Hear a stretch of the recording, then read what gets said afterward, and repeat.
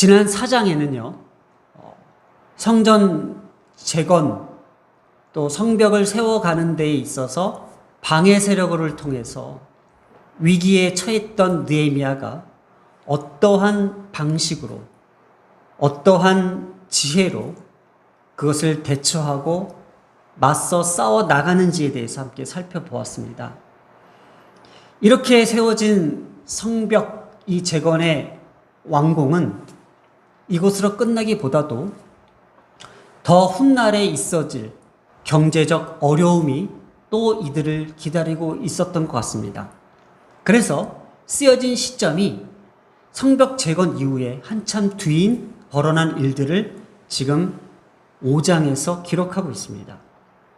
그래서 오늘 느헤미야 5장은 이런 구조로 되어 있습니다. 1절부터 5절은 이 경제적 격처로 인한 가난한 자들의 탄식과 원망에 대해서 기록하고요.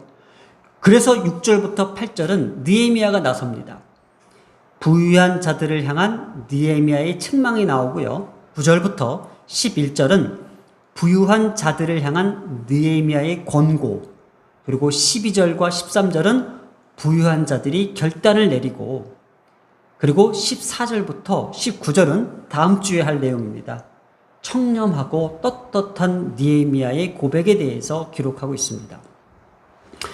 이렇게 4장에서 다룬 이 대외적인 위기와 다르게 또 다른 내부적 이런 상황들을 어떻게 느헤미야는 해결해 나갈까에 대한 내용들로 기록하고 있다는 것.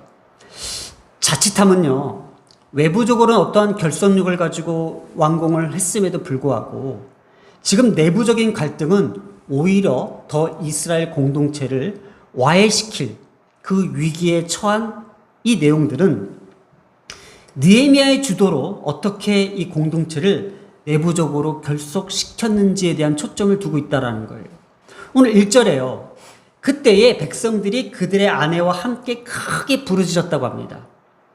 경제적 어려움의 이 호소에 대한 내용들, 이 가난한 자들의 탄식을 하나하나씩 살펴보려고 합니다.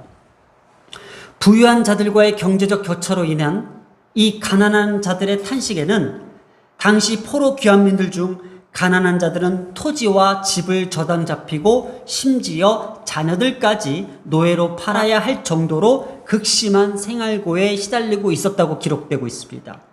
또 고리대금은요, 이방인들의 악한 경제적 이해관계의 풍습이었습니다. 이거는 이방인들이나 그들에게 자녀들을 저당 잡아 또 비싼 이자를 물리고 갈취하고 착취하는 그것은 이방의 형태였어요. 왜냐? 율법에서는 서로 동족 간에 이자를 받는 것을 금하고 있었기 때문입니다. 하나님의 언약 안의 한 형제였고 율법 안에 엄격히 금하고 있는 이 고리대금, 이렇게 성벽은 완공되었으나 외부적 위협을 막을 수 있었으나 공동체 내부의 이 갈등들은 해결하지 못한다는 것은 느헤미야에게 있어서는 크게 분노할 일이었습니다. 6절에 보면요, 내가 백성의 부르짖음과 이런 말을 듣고 크게 노하여 라고 시작합니다. 그 부르짖음이 오늘 1절에 나타났듯이 그 아내들의 절규 또 자녀들의 탄식 소리를 듣고 느헤미야는 분노할 수밖에 없었습니다. 7절에 보면요, 귀족들과 민장들을 꾸짖어 이렇게 이야기합니다. 너희가 각기 형제에게 높은 이자를 취하냐라고 지적합니다. 그리고 우리는 이방의 손에서 팔린 우리 형제 유다 사람들을 우리의 힘으로 다하여 도로 찾았거늘, 우리의 힘을 다하여 도로 찾았다는 것은 느헤미야와 거기에 대한 지도 계층들이 자신들의 돈을 지불해서 이 백성들을 귀환민으로 다 돌려보냈고 자신의 힘을 다하여 온 재산을 다 털어서라도 이들을 이렇게 귀환시켰는데 너희는 너희 형제를 팔고자 하느냐, 더구나 우리의 손에 팔리게 하겠느냐라는 거예요. 그러면서 9절에 너희의 소행이 좋지 못하도다. 우리의 대적 이방 사람의 비방을 생각하라는 거죠. 왜냐? 이방 사람들이 우리를 볼 때에 어떻게 비방하겠냐라는 거예요. 저것들 봐라. 하나님을 믿는다 하면서도 율법에는 저렇게 금하고 있는데도 서로 동족들끼리 비싼 이자를 가지고 돈을 빌려주고 그리고 저들의 자녀들을 착취하고 노예 계약을 맺고 이것들은 이방 사람들이 볼 때에 내부적으로 비난받아 마땅할 짓을 하고 있는 거 아니냐라는 거예요. 우리 하나님을 경외하는 가운데에 행할 것이 아니냐. 하나님을 경외하는 사람들이, 예수 믿는 사람들이, 하나님을 예배드린다는 그 사람들이 도대체 왜 이방의 비방거리로 살려고 하느냐. 우리가 살아가면서도요, 직장생활 하면서 예수 믿는다고 하면서 예수 믿는다라는 오너들이 얼마나 직원들에게, 얼마나 믿지 않는 사람들에게 비난을 받고 있냐라는 거예요. 그러니까 느헤미야도요. 그리고 느헤미야가 함께 있는 수하에 있는 지도 계층들도 백성들에게 돈도 주고 양식도 줬는데 우리는 이자를 받지 않았다라는 거예요. 그러니까 지도 계층들이 느헤미야를 포함한 이 지도 계층들이 이자를 받지 않는 거에 대해서 왜 너희 귀족들, 너희 민장들은 그렇게 비싼 이자를, 높은 이자를 취하고 있느냐라는 것을 지적하고 있다는 거예요. 자, 이 말을 듣고 부유한 자들이 움직이기 시작하며 이렇게 맹세합니다. 12절을 한번 볼까요? 그들이 말하기를 우리가 당신의 말씀대로 행하여 돌려보내고 그들에게서 아무것도 요구하지 아니하리이다 하기로 내가 제사장들을 불러 그들에게 그 말대로 행하겠다고 맹세하게 했다고 합니다. 또 13절에 계속 만약에 이 말대로 행하지 아니하는 자는 모두 하나님이 또한 이와 같이 그 집과 산업에서 털어버리실지니 그는 곧 이렇게 털려서 빈손이 될지로다 하매 해주니 다 아멘하고 여호와를 찬송하고 백성들이 그 말한 대로 행하였느니라.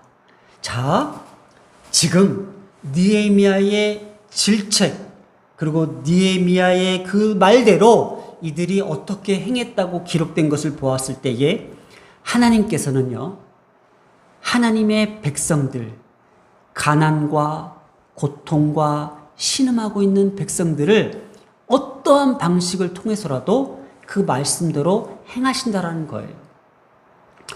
자, 그래서 이 말대로 행할 때에 이 저주가 저는 제일 무서웠어요.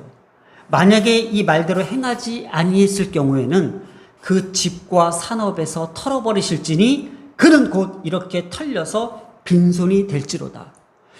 어쩌면 오늘 우리에게도 이 말이 경고성 메시지로 들릴 수도 있습니다. 자, 그래서 오늘 생각해 봅니다.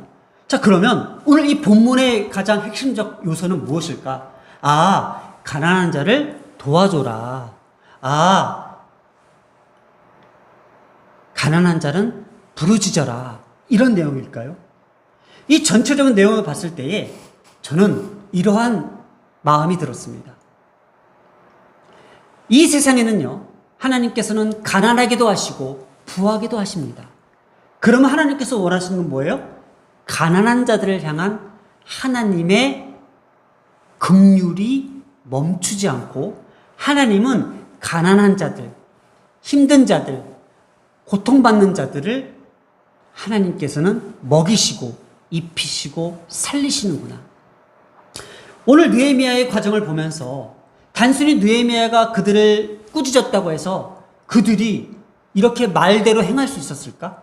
아니, 우린 정당했어. 정당하게 우리는 한치 오차도 없이 정확한 계산법으로 우리는 우리 것을 빌려주고 받았을 뿐이야. 이렇게 이야기할 수 있을까요?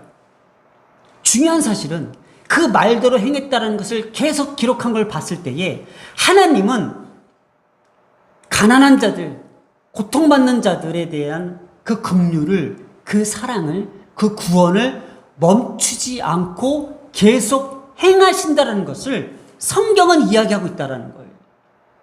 하나님의 거룩한 목적, 그 계획은 어디에 있을까요? 가난한 자들을 하나님께서 부하게 하시는, 그리고 또 낮은 자들을 하나님께서 높여주시고자 하는 하나님의 계획은 변하지 않는다라는 겁니다. 이 5장은요, 가난한 자의 부르짖음과 그 말을 듣고 가난의 문제를 해결해 주고자 하는 본문의 목적이 있습니다.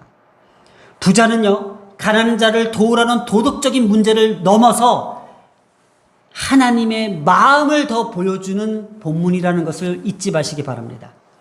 그리고 하나님은요, 자기 백성들을 가난으로 고통받는 그 부르짖음을 외면하지 않으신다는 것입니다. 그리고 하나님은요, 부유한 자의 손으로 서로 돕고 나누며 협력하는 공동체를 만들어 가시기를 원하십니다.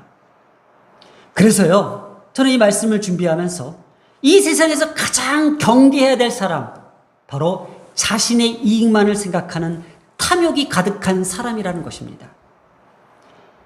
왜 그러냐면요, 바로 그런 사람들이 이방의 풍습대로 서로 빼앗고 자신들의 이익만을 챙기는 그 악순환의 구조로 죄악의 길로 가게 만드는 길이기 때문입니다.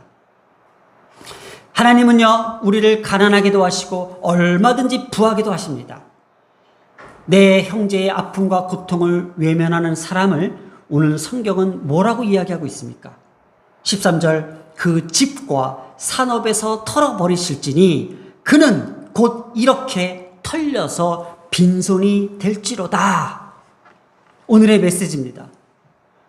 부르짖음과 이런 말을 듣고 하나님은 말씀대로 행하십니다. 사무엘상 2장 7절입니다. 여호와는 가난하게도 하시고 부하게도 하시며 낮추기도 하시고 높이기도 하시는도다. 기도하겠습니다. 하나님은 나의 궁핍함을 외면하시지 아니하시는 하나님이십니다. 또 나의 넘치는 은혜를 나누며 흘러보내는 통로가 되게 하시는 하나님이십니다. 이 모든 것이 내 것이 아닌 주님의 것으로 살게 하여 주시옵소서. 여호와는 가난하게도 하시고 부하게도 하시며 낮추기도 하시고 높이기도 하시기 때문입니다.